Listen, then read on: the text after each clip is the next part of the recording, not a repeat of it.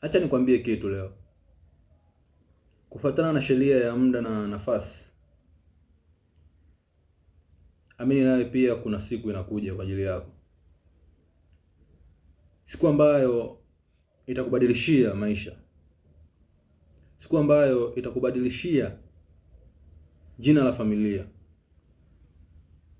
Lakini haupaswi kuisubiria hiyo siku. Inatakiwa uiandae hiyo siku.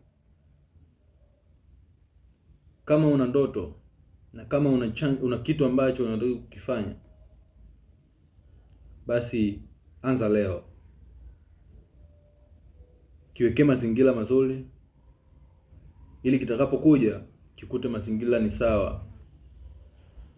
Ndio pale wanaposema kwamba lucky is when preparedness meet opportunity. Kwa maana kwamba bahati ni pale maandalizi yanapokutana na nafasi. Kwa hiyo andaa mazingira, weka maandalizi mazuri kwa nafasi ijayo.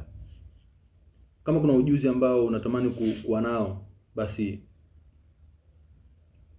pambania. Kama unahitaji kuwa mtu fulani, basi pambania. Anza leo, anza chini kwa lengo la kupokea hiyo nafasi. Kitu kizuri kinakuja kwa mtu ambaye tayari ameshaandaa mazingira. Ndio maana unapitia maisha kwa sababu unaandaliwa. Unapokataa mtihani, jua kabisa unakataa mambo mazuri au unakataa kitu kizuri ambacho kinaandaliwa kwa ajili yako.